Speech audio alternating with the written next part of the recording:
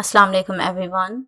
This is Samreen Abbas and I'm going to give an example of paragraph writing.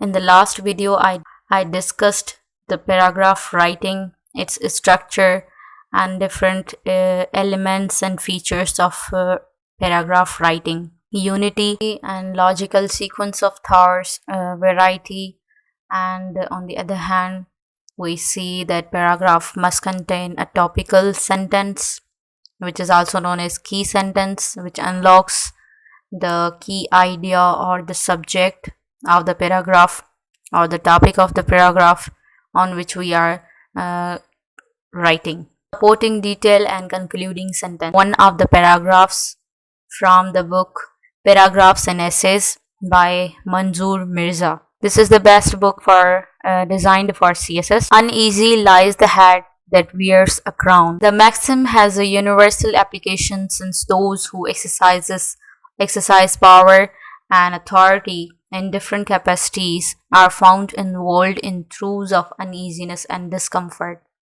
ये जो maxim है, saying है, वो universally application है, यूनिवर्सली अप्लाई की जाती है. जितने भी जो भी लोग होते हैं जिनको पावर और अथॉरिटी मिलती है डिफरेंट कैपेसिटीज़ में, तो उनको अनईजीनेस एंड डिस्कम्फर्ट को फेस करना पड़ता है. Found in the Shakespearean quotation under reference symbolically means authority that the executive of any organization from the micro to the macro levels exercises within the framework of defined powers.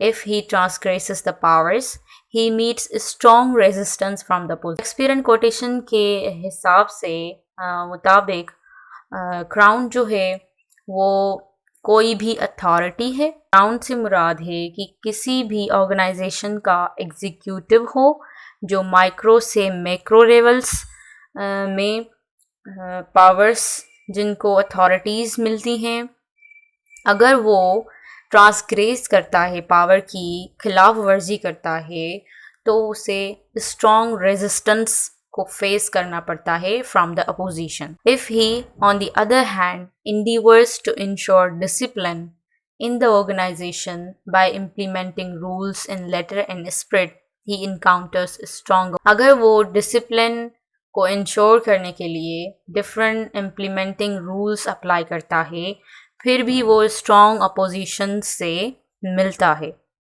उसकी खिलाफ वर्जी की जाती है. A prime minister having the welfare of his nation dearest to his heart may desire to uproot corruption. कोई prime minister हो जो अपनी सबसे प्यारी डियरेस्ट नेशन को करप्शन फ्री करने के लिए डिज़ायर करता है, but he may not succeed in his mission as vested interest may block his way and hasten his fall as early as possible. किसी भी प्राइम मिनिस्टर को अपनी नेशन को करप्शन फ्री करने के लिए डिज़ायर तो रखता है, लेकिन वो ये अपने इस मिशन में कामयाब नहीं हो पाता, क्योंकि जो अपोजिशन में जो होते हैं वो उन प्राइम मिनिस्टर के फॉल को जल्दी पॉसिबल करते हैं. मतलब उसके रास्ते में रेजिस्टेंस करके, बदनाम करके या कई तरीक़ों से उसे हटाया जाता है. The forces of opposition may give anxious moments to the prime minister. जो अपोजिशन के फोर्सेस होते हैं वो anxious moments यानी उनको परेशान करते हैं प्राइम मिनिस्टर को. He will experience mental tension and uneasiness. ज़ाहिरी बात है, मेंटल टेंशन और अनईजीनेस से फेस करना पड़ता है. He may also face certain external pressures running counter to national interests. Politically भी उसे प्रेशराइज किया जाता है. Pakistan was pressurized by the US and other Western powers to avoid nuclear explosion in the wake of Indian explosion, but national security interests warranted the detonation of atom bomb. Pakistan को भी US और western powers ने pressurised किया था nuclear explosion in the wake of Indian explosion को avoid कर. But man by nature is possessive of power. Naturally जो man है वो पावर्स को पजेस करता है, उसके पास होती हैं responsibilities. He likes to place a crown upon crown on his head caring little of uneasiness that he may experience in the process of acquiring powers.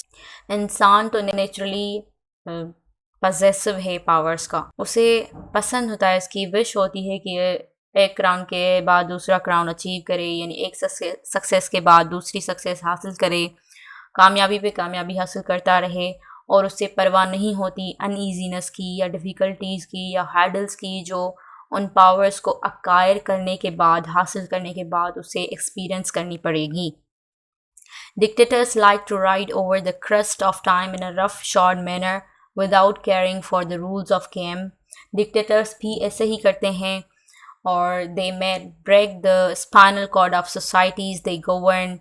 वो इस चक्कर में, कामयाबी के चक्कर में वो सोसाइटीज़ की स्पाइनल कॉर्ड को ही ब्रेक कर देते हैं. मतलब इतनी मुश्किलात जो फेस करनी पड़ती हैं वो ज़्यादातर अवाम को ही करनी पड़ती है जिन पर वो हुकूमत करते हैं.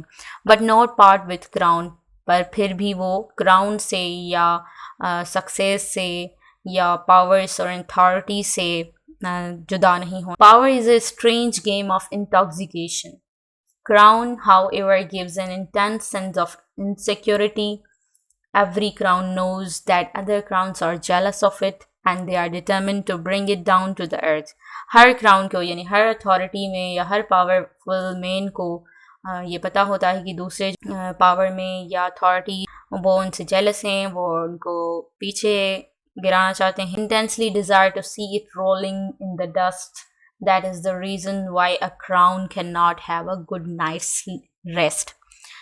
यही रीज़न है कि जो भी क्राउन, मतलब जो भी अथॉरिटीज़ में हैं लोग, वो सुकून की नींद नहीं ले सकते, नहीं सो सकते. इसमें जो ये सबसे नीचे जो 3-4 लाइन्स हैं वो कंक्लूडिंग सेंटेंस है. इनसे लगता है कि you are going to end your paragraph.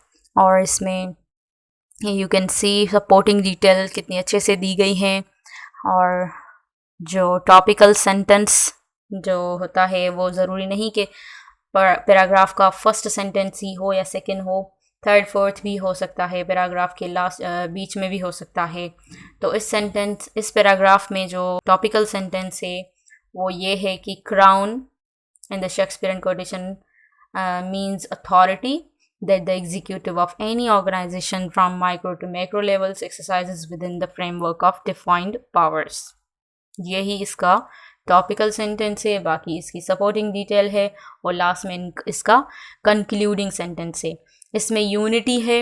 Unity से मुराद जो topic uneasy lies the head that wears a crown.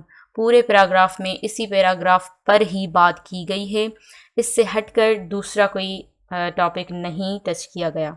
I hope you are clear now, and for more such type of videos, useful lectures, do subscribe my channel.